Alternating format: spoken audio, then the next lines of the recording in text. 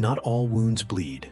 Some just linger, unseen, unspoken, like the quiet ache of being overlooked. You're in the room. You're part of the group. You reply to the messages. You ask how people are doing. You remember the small things, the birthdays, the bad days, the silent signals. But still, it's as if no one really sees you. You laugh when they laugh. You cheer them on. You show up even when you're tired. And yet somehow, you fade into the background. You're not ignored exactly. You're just not remembered. There's a strange kind of sadness in that, in being needed, but not noticed, included, but not considered. It's not loud. It doesn't scream. It just lives quietly in the chest, like a whisper that never gets answered. Why? Because you've always made it look easy. You didn't complain. You didn't demand space. You didn't ask to be seen. So people assumed you didn't need it. But that's the illusion, isn't it?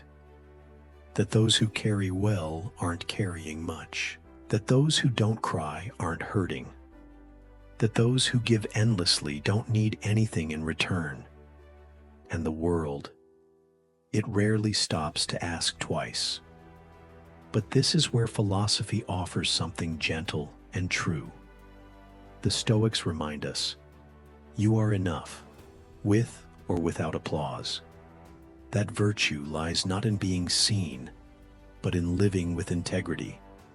That peace comes from acting in alignment with your nature, not in chasing recognition. Still, you're human, and being human means craving connection, wanting someone to look at you, not through you, to see not just what you do, but who you are. So what do you do with this quiet ache? You honor it. You stop minimizing your own needs. You stop shrinking to fit other people's comfort. You stop showing up in spaces where you're only valued for what you provide. And instead, you turn inward. You ask, who sees me when I'm alone? Who hears me when I finally listen to myself? You begin again, not by demanding attention, but by offering it to yourself. You write, you walk, you sit with your thoughts. You remember that your worth was never dependent on who noticed you. The sun rises each morning, even if no one is awake to see it. And so do you. Let the world miss your warmth if it must. Let the noise move on without you for a while. Let the silence cleanse you of the need to prove anything.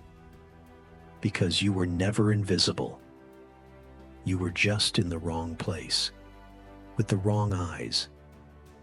Now, look for the ones who see, the ones who listen to what you don't say, the ones who thank you without needing a reminder, the ones who look at you like you're not just part of the scenery, but part of the story. And until they arrive, if they ever do, be that person for yourself.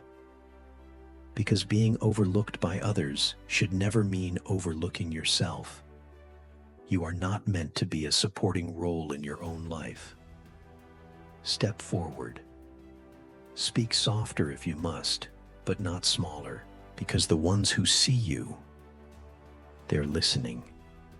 And you've been here all along. And maybe that's where healing begins. Not in being finally seen by them, but in finally seeing yourself. You start to notice the things you overlooked too. The way your own voice trembled when you hid your disappointment behind a smile. The way your body tensed when you said, "It's okay," but really meant, "I'm hurting." You become your own observer, not to criticize, but to understand. And through that quiet understanding, something shifts.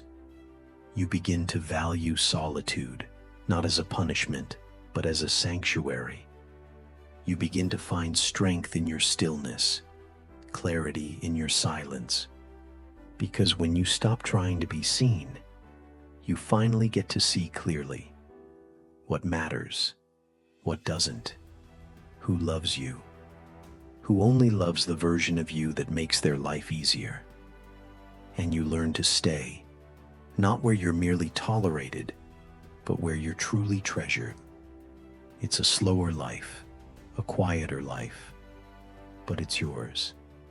And there's beauty in that, in building something softer, wiser, more intentional. So the next time you feel unseen, remember this. You were never meant to fit into places that required you to disappear to belong. You're not too much. You're not too quiet. You are exactly enough for the life you were meant to live. And the right ones, they won't overlook that.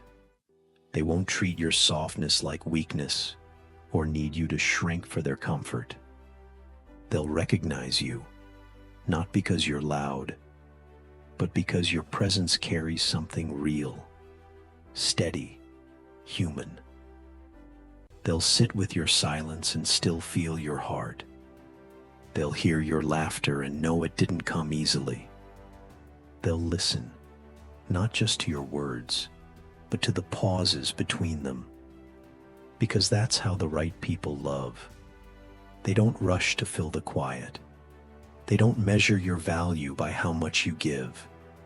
They'll look at you and truly see you, not for what you do or how convenient you are, but for who you are when no one's watching. So what do you do in the meantime? You stop apologizing for your depth. You stop bending so far you forget how to stand. You root. You ground. You become the love you were always hoping to find.